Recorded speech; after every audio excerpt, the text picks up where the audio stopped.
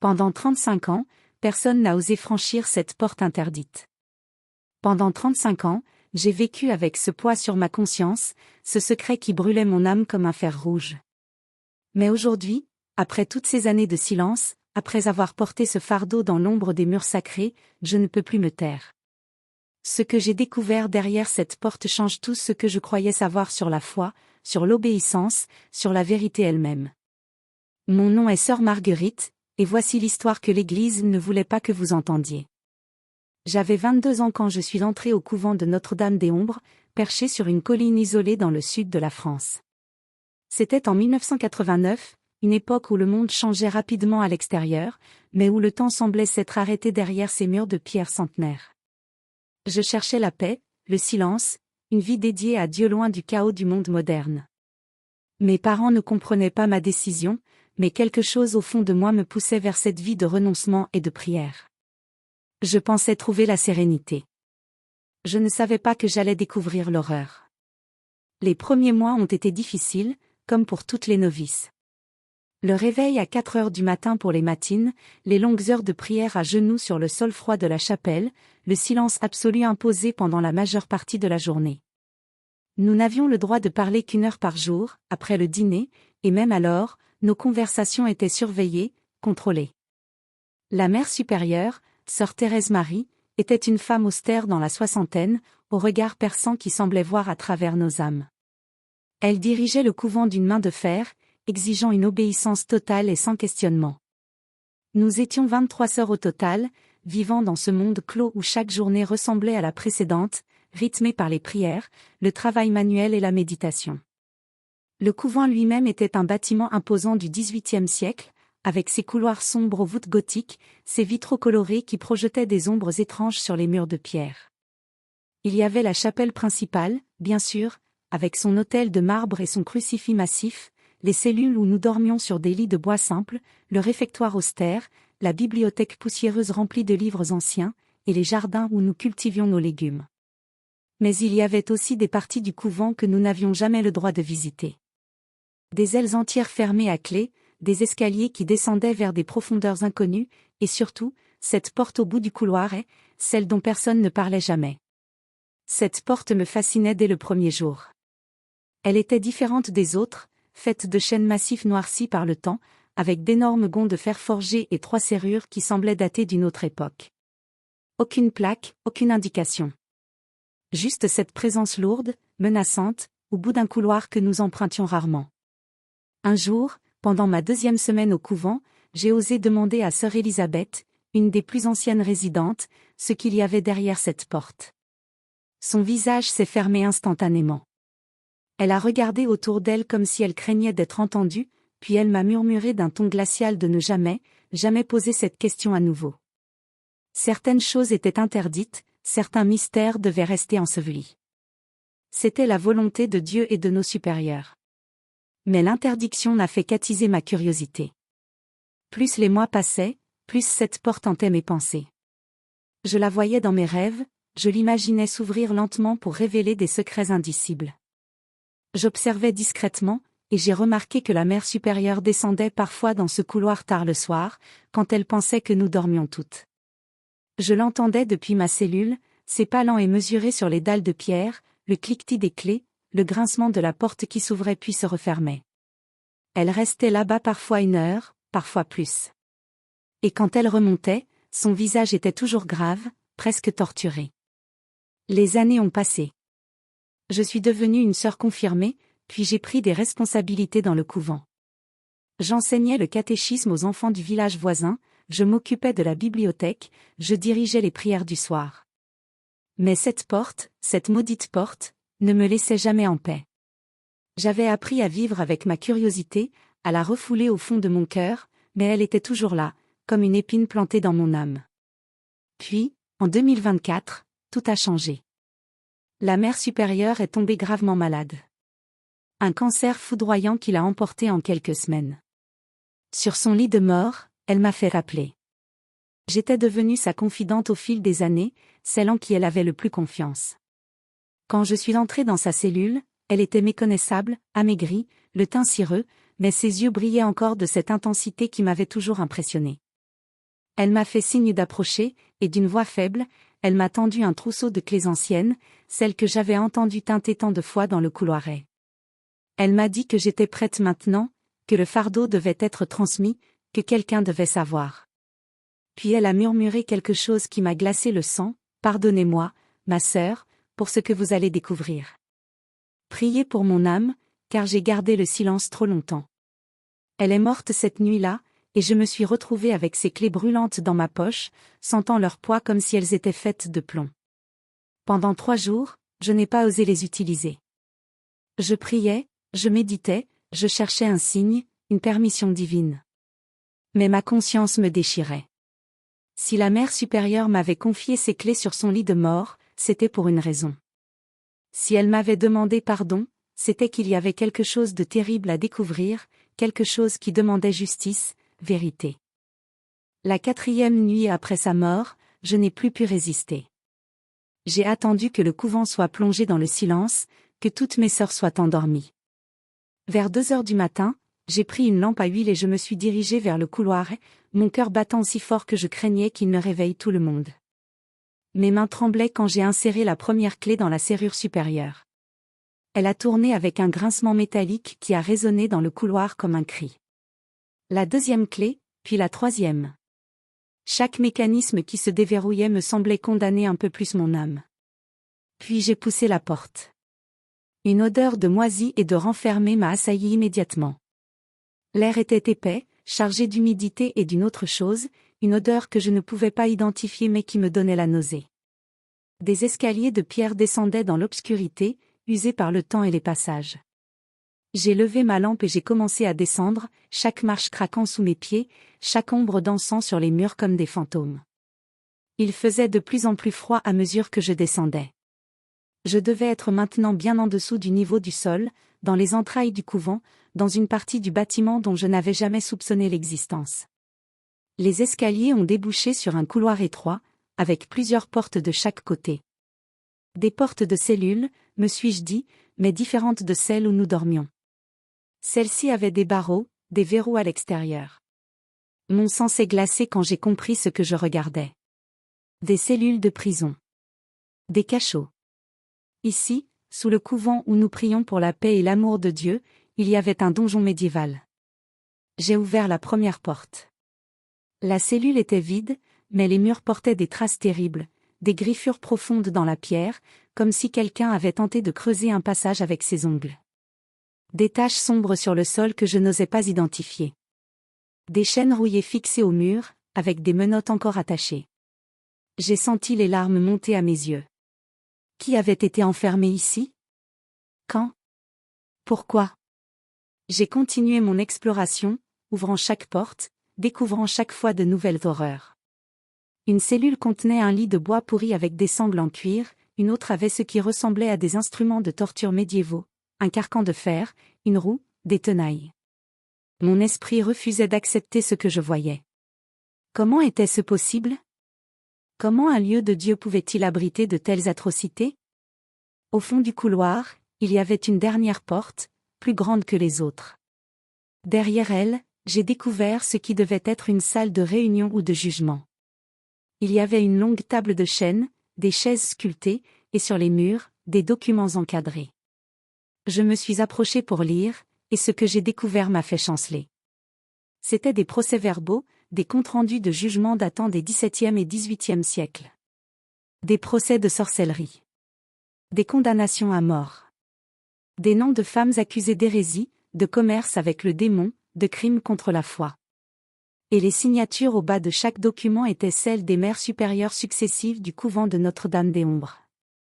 Mais ce n'était pas tout. Sur la table, il y avait des registres plus récents, beaucoup plus récents. J'en ai ouvert un au hasard et j'ai reconnu l'écriture de sœur Thérèse Marie, notre défunte mère supérieure. Les entrées dataient des années 1980, 1990, jusqu'à 2023. Elle décrivait des pénitences spéciales infligées à des sœurs jugées rebelles ou désobéissantes. Des enfermements dans les cellules du sous-sol pendant des jours, parfois des semaines. Des jeûnes prolongés. Des châtiments corporels. Je lisais, horrifié, incapable de détourner les yeux. Il y avait des noms que je connaissais. Sœur Marie-Claire, qui avait disparu officiellement en 1995 pour rejoindre un autre couvent. Sœur Agnès, morte d'une crise cardiaque en 2003. Sœur Béatrice, retournée dans sa famille en 2010. Toutes ces disparitions avaient une autre explication, une explication terrible inscrite dans ces registres avec une écriture soignée et méthodique. J'ai continué à lire, page après page, découvrant l'ampleur de l'horreur. Le couvent n'était pas seulement un lieu de prière, c'était une prison. Les jeunes femmes qui entraient ici pensaient trouver Dieu, mais elles trouvaient un système de contrôle absolu, de punition cruelle pour toute déviation de la règle. Et si quelqu'un osait se rebeller, si quelqu'un menaçait de révéler la vérité, elle était conduite dans ces cellules souterraines. Certaines en ressortaient brisées, soumises. D'autres n'en ressortaient jamais. J'ai trouvé des lettres, des supplications écrites par des sœurs emprisonnées, implorant la pitié, promettant l'obéissance. Des lettres qui n'avaient jamais été envoyées, jamais été lues par personne d'autre que leur geôlière. Il y avait aussi des rapports médicaux falsifiés, des certificats de décès signés par un médecin complice, expliquant comment les morts étaient déclarées naturelles alors qu'elles résultaient de malnutrition, de mauvais traitements, de désespoir. Puis j'ai trouvé quelque chose qui m'a fait tomber à genoux. Un dossier portant mon nom. Sœur Marguerite. À l'intérieur, des notes prises par la mère supérieure au fil des années. Elle me surveillait, notait mes questions, mes curiosités, mes moments de doute. Elle avait écrit que j'étais dangereuse, que ma curiosité pourrait un jour menacer le secret. Mais elle avait aussi noté que j'étais spirituellement forte, que je pourrais peut-être comprendre la nécessité du sacrifice. En lisant ces lignes, j'ai compris pourquoi elle m'avait donné les clés. Elle voulait que je perpétue la tradition, que je devienne la gardienne du secret, que je continue ce cycle d'horreur au nom de la discipline et de la foi. J'ai passé des heures dans ce donjon souterrain, lisant document après document, découvrant couche après couche de mensonges et de cruauté. J'ai appris que cette pratique existait depuis la fondation du couvent au XVIIIe siècle, que chaque mère supérieure transmettait le secret à sa successeur, que l'église locale était au courant depuis toujours.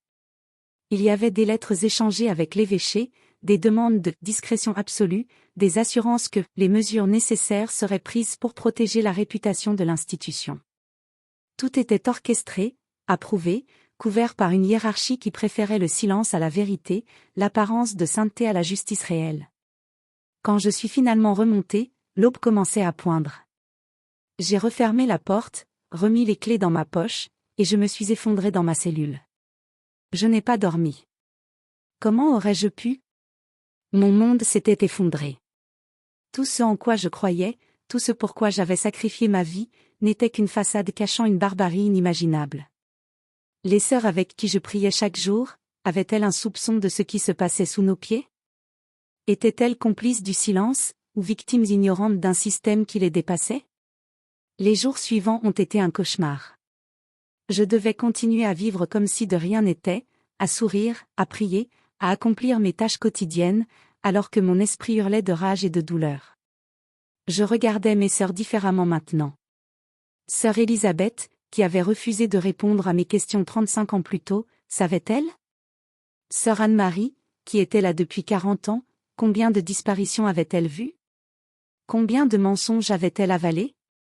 J'ai commencé à faire mes propres recherches, discrètement. J'ai consulté les registres officiels du couvent, ceux qui étaient accessibles à toutes. J'ai compté les sœurs qui avaient quitté l'ordre au fil des décennies. Le nombre était stupéfiant. Plus de 50 femmes avaient disparu des registres officiels depuis 1980, toutes avec des explications vagues et jamais vérifiées. J'ai cherché certains de ces noms sur Internet, en utilisant l'ordinateur de la bibliothèque pendant mes heures autorisées. Plusieurs de ces femmes n'avaient laissé aucune trace après leur départ du couvent. Pas de mariage, pas d'emploi, pas de nouvelle vie. Elles s'étaient simplement volatilisées. Pendant des semaines, j'ai lutté avec ma conscience. Que devais-je faire? Si je révélais la vérité, je détruirais le couvent, je mettrais en danger mes sœurs, je déchaînerais un scandale qui éclabousserait l'église entière. Mais si je gardais le silence, je devenais complice. Je portais le poids de toutes ces vies brisées, de toutes ces injustices. La mère supérieure m'avait demandé pardon sur son lit de mort, mais elle m'avait aussi transmis un fardeau impossible à porter. J'ai prié comme jamais je n'avais prié. J'ai supplié Dieu de me guider, de me montrer la voie. Mais le ciel restait silencieux. Ou peut-être que la réponse était dans ce silence même, dans l'absence de justification divine pour ces horreurs commises en son nom. Peut-être que Dieu ne cautionnait pas ce qui s'était passé ici, que ces actes n'étaient que le produit de la folie humaine, de l'orgueil, du désir de contrôle absolu. Un soir, 2 mois après ma découverte, j'ai été convoquée par la nouvelle mère supérieure, sœur Catherine, une femme de 50 ans qui avait été élue après la mort de sœur Thérèse Marie. Elle m'a reçue dans son bureau, son visage grave. Elle savait. Je ne sais pas comment, peut-être avait-elle remarqué ma détresse, peut-être quelqu'un m'avait-elle vu descendre dans le couloir et cette nuit-là, mais elle savait. Elle m'a regardé longuement, puis elle m'a dit que je comprenais maintenant le poids de la responsabilité, le fardeau que portaient les mères supérieures depuis des siècles. Elle m'a expliqué que ces mesures drastiques avaient toujours été prises pour protéger l'ordre, pour maintenir la discipline, pour éviter que le couvent ne sombre dans le chaos. Elle m'a dit que certaines sœurs étaient faibles, qu'elles menaçaient de tout détruire avec leur rébellion, qu'il fallait les protéger d'elles-mêmes, protéger la communauté de leur influence néfaste. J'ai écouté son discours avec un mélange d'horreur et de fascination morbide. Elle croyait vraiment en ce qu'elle disait. Elle justifiait la torture, l'emprisonnement, peut-être même le meurtre, au nom de la préservation de l'institution. Pour elle, le couvent était plus important que les individus qui le composaient. La tradition était sacrée, même si elle était bâtie sur des os et du sang. Quand elle a terminé son explication, elle m'a demandé si j'étais prête à assumer mon rôle, à devenir la gardienne du secret, à faire ce qui serait nécessaire pour protéger notre ordre. Elle m'a regardé avec des yeux qui ne sillaient pas, attendant ma réponse. Et c'est à ce moment précis que j'ai compris que je ne pouvais pas rester. Si je disais oui, je devenais comme elle, comme toutes celles qui m'avaient précédée. Si je disais non, je risquais de devenir moi-même une prisonnière de ce donjon souterrain. Il n'y avait qu'une seule issue, partir, et révéler la vérité au monde extérieur. Je lui ai dit que j'avais besoin de temps pour réfléchir, pour prier. Elle a acquiescé, satisfaite, pensant sans doute que j'allais finir par accepter comme les autres l'avaient fait avant moi. Cette nuit-là, j'ai préparé un petit sac avec l'essentiel. J'ai pris aussi des photos avec mon téléphone portable de certains documents du donjon, lors d'une dernière visite clandestine. Les registres, les procès-verbaux, les lettres. Des preuves irréfutables de ce qui s'était passé ici pendant des siècles.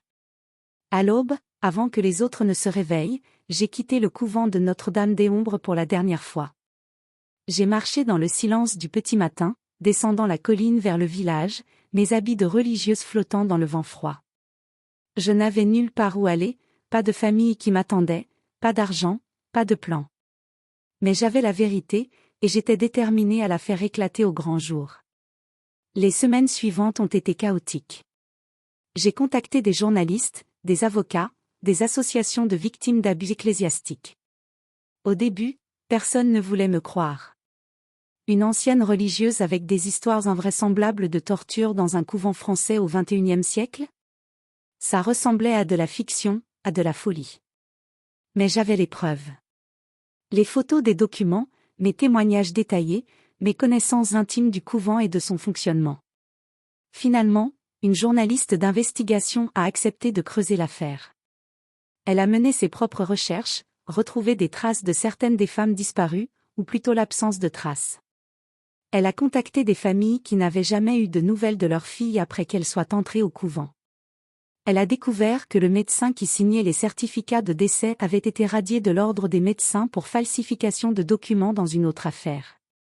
Pièce par pièce, le puzzle s'assemblait. L'article a été publié il y a 3 mois, et depuis, c'est l'apocalypse. Le scandale a éclaté dans toute la France. Des enquêtes policières ont été ouvertes. Le couvent a été perquisitionné, et le donjon souterrain a été découvert officiellement, photographié, analysé par des experts médico-légaux. On a trouvé des restes humains enterrés dans une partie du sous-sol qui n'apparaissait sur aucun plan officiel. Des ossements de femmes, certains datant de plusieurs siècles, d'autres beaucoup plus récents.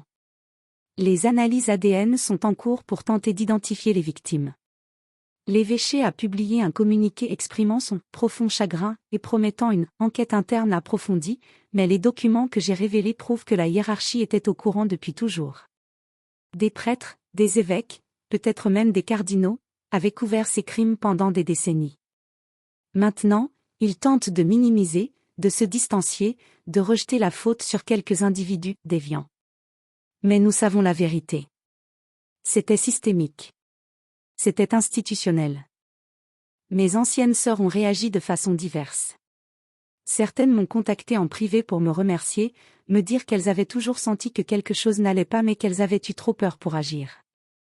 D'autres m'ont maudite publiquement, m'accusant de trahison, de mensonge, de vouloir détruire l'Église.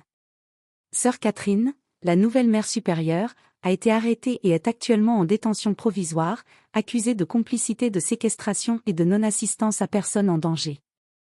Le couvent a été fermé, les sœurs restantes ont été relogées dans d'autres institutions ou ont quitté les ordres. Quant à moi, je vis maintenant dans un petit appartement à Paris, sous protection policière car j'ai reçu des menaces de mort de la part de catholiques intégristes qui me considèrent comme une ennemie de la foi. J'ai quitté les ordres officiellement, mais je n'ai pas abandonné ma foi. Je crois toujours en Dieu, je prie encore chaque jour. Mais je crois maintenant en un Dieu de vérité et de justice, pas en un Dieu qui exigerait le silence face à l'horreur. Pendant 35 ans, j'ai gardé les yeux fermés, acceptant l'autorité sans questionnement, croyant que l'obéissance était la plus haute vertu. Pendant 35 ans, j'ai vécu à quelques mètres d'un lieu de torture, ignorant les souffrances de mes sœurs enterrées vivantes sous mes pieds. Je porte cette culpabilité chaque jour. J'aurais dû poser plus de questions. J'aurais dû être plus courageuse. Mais aujourd'hui, je parle. Aujourd'hui, je témoigne. Non pas pour me racheter, car je ne sais pas si le pardon est possible pour ceux qui ont choisi le confort du silence. Mais pour que les victimes soient enfin reconnues, pour que leur nom soit prononcé, pour que leur martyr ne soit pas oublié. Pour que plus jamais, nulle part, l'autorité religieuse ne puisse servir de couverture à la barbarie. Le procès commencera l'année prochaine. Je témoignerai, malgré les menaces, malgré la peur. D'autres anciennes sœurs ont trouvé le courage de se joindre à moi. Nous sommes maintenant une dizaine à témoigner de ce que nous avons vu, entendu, soupçonné pendant nos années au couvent de Notre-Dame-des-Ombres. Les familles des victimes se constituent partie civile. La vérité, enfin, sera dite devant un tribunal, enregistrée dans l'histoire. Il y a quelques jours, je suis retournée à la colline où se dresse le couvent, maintenant vide et silencieux, ses portes scellées par la police. Je me suis tenue devant les grilles fermées, regardant ces murs de pierre qui ont abrité tant de prières et tant d'horreurs. J'ai pensé à toutes ces femmes qui étaient entrées ici pleines d'espoir et de foi, et qui n'en étaient jamais ressorties, ou en étaient sorties brisées. J'ai pensé à sœur Thérèse Marie, qui m'avait transmis son fardeau terrible sur son lit de mort. Avait-elle des remords? Cherchait-elle vraiment le pardon, ou voulait-elle simplement s'assurer que le système perdurait après sa mort? Je ne connais pas toutes les réponses. Je ne sais pas combien de victimes il y a eu exactement. Je ne sais pas si nous retrouverons tous les corps enterrés dans ce labyrinthe souterrain. Je ne sais pas combien d'autres couvents, d'autres institutions religieuses, cachent des secrets similaires. Mais je sais que le silence n'est plus une option. Je sais que l'obéissance aveugle n'est pas une vertu quand elle sert à perpétuer l'injustice. Je sais que la foi véritable exige le courage de remettre en question l'autorité humaine, même quand elle prétend parler au nom de Dieu. Pendant 35 ans, personne n'a osé franchir cette porte interdite. Moi, je l'ai franchie, et j'ai découvert l'enfer caché sous le paradis. Aujourd'hui, cette porte est grande ouverte, et la lumière du jour entre enfin dans ces ténèbres anciennes. Ce que j'ai trouvé derrière cette porte a changé ma vie à jamais, a détruit mes certitudes, a brisé mon innocence. Mais j'ai aussi trouvé quelque chose d'autre, la force de dire non, la liberté de choisir la vérité plutôt que le confort, le courage de parler même quand tout le monde préférait que je me taise. Mon nom est sœur Marguerite, ou plutôt, c'était mon nom. Aujourd'hui, je suis simplement Marguerite, une femme de 57 ans qui a consacré 35 années de sa vie à une institution qui a trahi tout ce qu'elle prétendait représenter. Je raconte mon histoire non pas pour me faire plaindre, mais pour rendre justice aux victimes, pour que leur calvaire ne soit pas oublié, pour que d'autres trouvent le courage de briser le silence quand ils sont témoins de l'injustice. Si vous m'écoutez aujourd'hui et que vous gardez un secret qui vous pèse, un secret qui protège les coupables et abandonne les victimes, je vous en supplie, parlez. Oui, il y aura des conséquences. Oui, vous serez peut-être rejeté, menacé, accusé de trahison. Mais le poids du silence est bien plus lourd que celui de la vérité. Croyez-moi, je sais de quoi je parle. Cette porte interdite que j'ai franchie il y a quelques mois a libéré bien plus que des secrets enfouis. Elle a libéré des âmes prisonnières, des vérités étouffées, et peut-être, d'une certaine manière, elle m'a libéré moi-même. Pendant toutes ces années, j'étais enchaîné par l'obéissance, par la peur, par le respect aveugle de l'autorité. Maintenant, je suis libre. Libre de penser, de questionner, de refuser ce qui est injuste, même quand cela vient de ceux qui prétendent représenter Dieu sur terre. Les nuits sont encore difficiles. Je fais des cauchemars où je descends encore et encore ces escaliers de pierre, où j'ouvre ces cellules et découvre des visages que je reconnais, des sœurs avec qui j'ai prié, qui me supplient de les aider, mais je suis paralysé, incapable de bouger. Je me réveille en sueur, le cœur battant, et il me faut plusieurs minutes pour me rappeler que je ne suis plus là-bas, que je suis en sécurité, que j'ai fait ce qu'il fallait faire. Mais la culpabilité reste, lancinante. Pourquoi ai-je attendu si longtemps ? Combien de vies auraient pu être sauvées si j'avais eu le courage de franchir cette porte plus tôt, si j'avais osé désobéir, si j'avais fait passer la justice avant la loyauté institutionnelle ?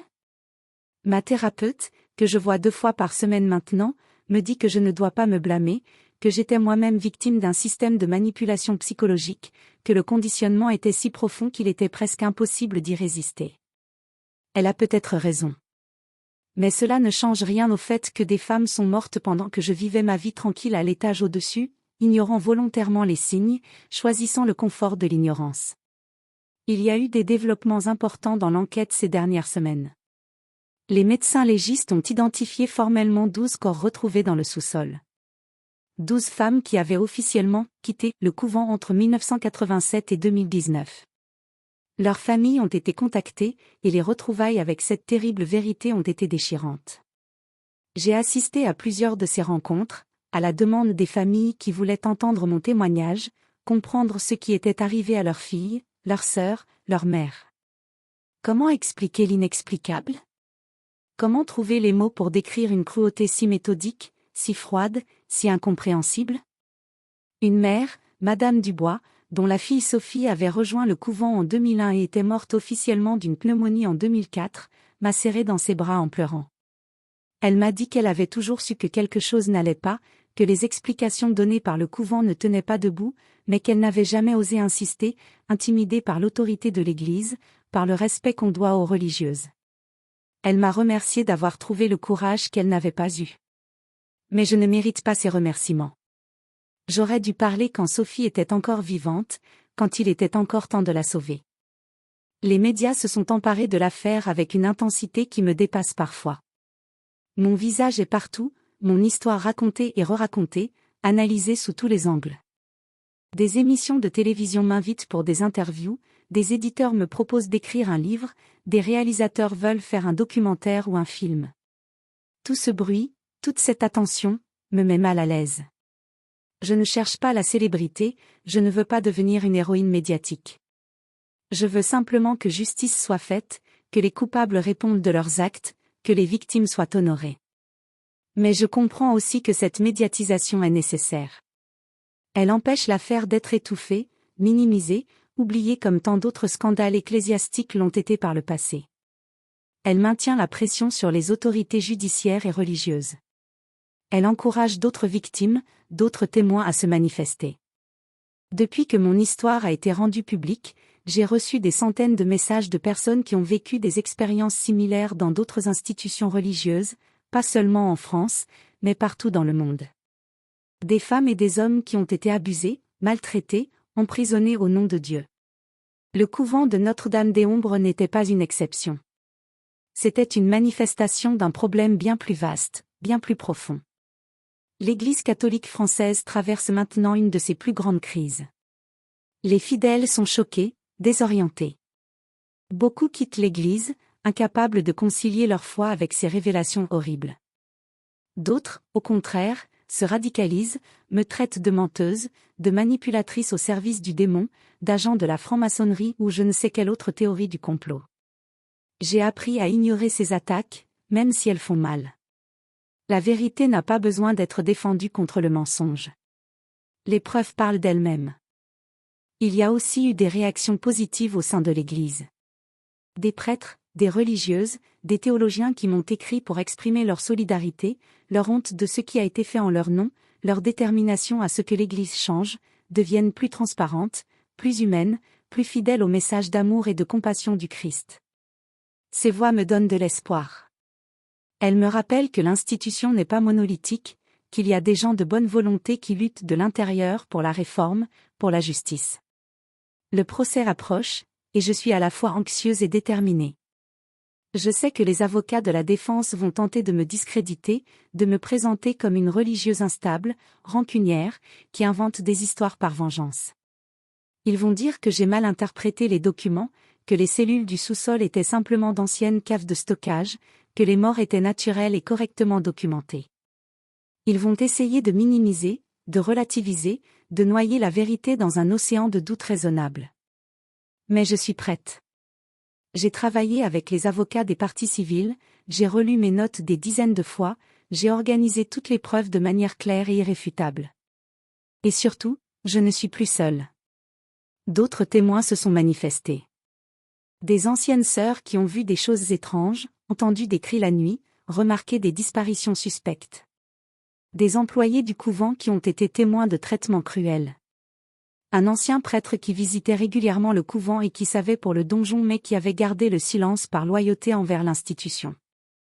Ensemble, nous formons un front uni pour la vérité. Il y a quelques jours, j'ai reçu une lettre étrange. Elle venait d'une religieuse d'un autre ordre, dans une autre région de France, qui ne s'est pas identifiée mais qui m'a écrit qu'elle aussi gardait un secret terrible concernant son couvent. Elle m'a dit qu'elle lisait mon histoire et qu'elle trouvait enfin le courage de révéler ce qu'elle savait.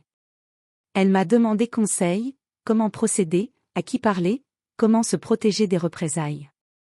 Je lui ai répondu, bien sûr, en détaillant les étapes que j'avais suivies, les contacts que j'avais établis, les précautions à prendre. Je ne sais pas si elle parlera finalement. J'espère qu'elle le fera. Chaque secret révélé, chaque vérité mise au jour, rapproche l'Église de la purification dont elle a désespérément besoin. Parfois, je me demande ce qu'aurait pensé la jeune femme de 22 ans que j'étais en 1989 si elle avait pu voir son futur. Cette jeune fille pleine d'espoir et de foi, qui franchissait pour la première fois les portes du couvent de Notre-Dame-des-Ombres, convaincue qu'elle allait consacrer sa vie à Dieu dans la prière et le service. Aurait-elle eu le courage d'entrer si elle avait su ce qui l'attendait? Ou aurait-elle fui, chercher sa spiritualité ailleurs, loin des institutions corrompues? Je ne peux pas regretter ces 35 années, malgré tout. Elles m'ont formé, transformé, enseigné. J'ai appris la discipline, la persévérance, l'importance de la communauté. J'ai connu de véritables moments de grâce spirituelle, de connexion profonde avec le divin. Toute mon expérience n'a pas été négative.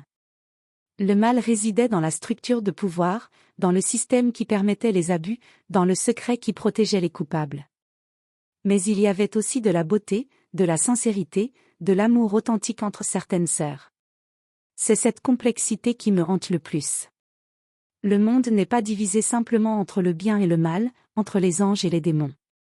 La mère supérieure Thérèse Marie, qui a supervisé des tortures terribles, était aussi celle qui me consolait quand j'étais malade, qui priait avec une ferveur authentique, qui pleurait de joie lors des grandes fêtes religieuses. Comment une personne peut-elle contenir de telles contradictions?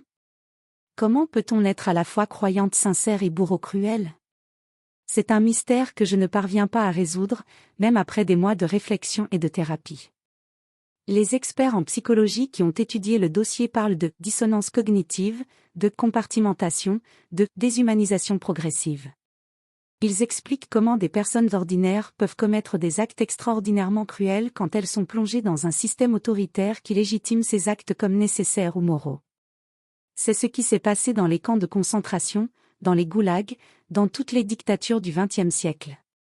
Et apparemment, cela peut aussi se passer dans un couvent catholique au XXIe siècle, quand le pouvoir est absolu et le contrôle extérieur inexistant.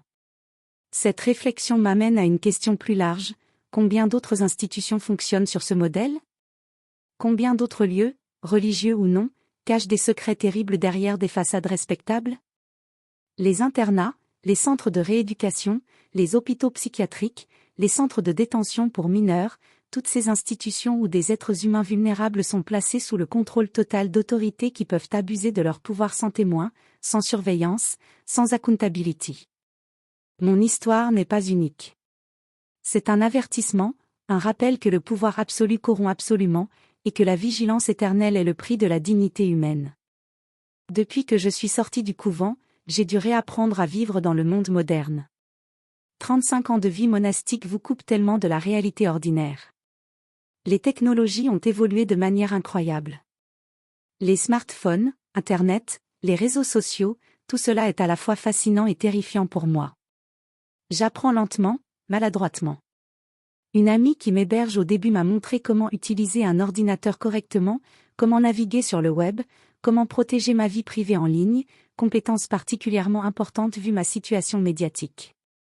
Je découvre aussi les simples plaisirs de la vie laïque. Aller au cinéma, manger dans un restaurant, me promener dans un parc sans horaire imposé, porter des vêtements colorés, écouter de la musique profane, rire sans culpabilité. Ces petites libertés que tout le monde prend pour acquises me semblent miraculeuses. Parfois, je me sens comme une enfant découvrant le monde pour la première fois. C'est à la fois grisant et troublant. Mais je ne peux pas simplement profiter de ma liberté nouvelle en oubliant tout le reste. Les visages des victimes me hantent. Sophie Dubois, la jeune femme morte à 26 ans dans une cellule souterraine. Marie-Claire, qui avait osé questionner certaines règles et qui a été emprisonnée pendant 3 mois avant d'être retrouvée morte dans sa cellule. Agnès, Béatrice, et toutes les autres dont je ne connais même pas les noms, qui ont souffert et sont mortes dans l'ombre, sans que personne ne sache, sans que personne ne s'en soucie. C'est pour elles que je témoignerai au procès.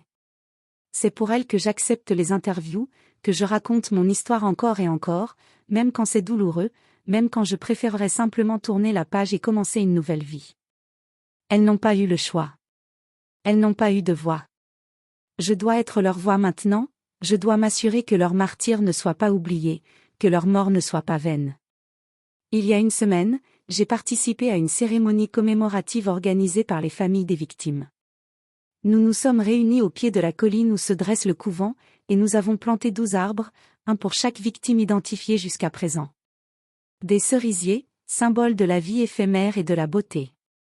Les familles ont lu des textes, partagé des souvenirs, pleuré ensemble. C'était bouleversant et cathartique. Pour la première fois depuis le début de cette épreuve, j'ai senti qu'il y avait un début de guérison possible, que la lumière pouvait suivre les ténèbres, que la vie pouvait triompher de la mort. Après la cérémonie, Madame Dubois m'a pris la main et m'a dit quelque chose que je n'oublierai jamais. Elle m'a dit que sa fille Sophie avait toujours été une personne courageuse, qui n'avait pas peur de dire la vérité, et que c'était probablement pour cela qu'elle avait été ciblée. Elle m'a dit que Sophie aurait été fière de moi, d'avoir trouvé le courage que les autres n'avaient pas eu, d'avoir brisé le silence qui l'avait tuée. Ces mots m'ont fait pleurer comme je n'avais pas pleuré depuis le début de toute cette histoire. Peut-être que je méritais un peu de pardon finalement. Peut-être que je faisais quelque chose de bien, même si c'était terriblement tard. Le soir, seule dans mon appartement, j'ai prié. Je prie toujours, malgré tout. Ma relation avec Dieu a changé profondément. Je ne prie plus avec la soumission aveugle d'autrefois. Je prie maintenant avec des questions, avec des doutes, avec parfois même de la colère. Pourquoi as-tu permis cela? Où étais-tu quand ces femmes souffraient et mouraient? Comment peux-tu être un Dieu d'amour quand tant de cruauté est commise en ton nom? Je ne reçois pas toujours de réponse. Parfois, je ne suis même pas sûre que quelqu'un écoute. Mais je continue à prier parce que c'est dans ma nature maintenant, c'est devenu une partie de qui je suis, indépendamment de l'institution qui m'a formée. Ma foi a survécu à la destruction de mes illusions sur l'Église. C'est quelque chose que je n'aurais jamais cru possible. Je pensais que perdre confiance dans l'institution signifierait perdre Dieu lui-même. Mais j'ai découvert qu'on peut avoir l'un sans l'autre. Dieu, s'il existe, n'a pas besoin d'église, de couvent, de hiérarchies ecclésiastiques. Il peut exister dans le cœur d'une personne qui cherche la vérité, qui lutte pour la justice, qui refuse d'accepter la cruauté comme normale ou nécessaire. Dans quelques semaines, le procès commencera. Je serai là, dans le box des témoins, racontant mon histoire devant les juges, les jurés, les avocats, les journalistes et les accusés. Je regarderai sœur Catherine dans les yeux et je dirai ce que je sais. Je témoignerai de ce que j'ai vu dans ce donjon souterrain. Je lirai les noms des victimes, un par un, pour qu'ils résonnent dans la salle d'audience, pour qu'ils soient enfin prononcés à voix haute, reconnus, honorés. Ce ne sera pas facile. Je sais que je serai attaqué, questionné agressivement, que mes motivations seront mises en doute. Mais je suis prête. J'ai la vérité de mon côté, et 35 ans de silence à expier.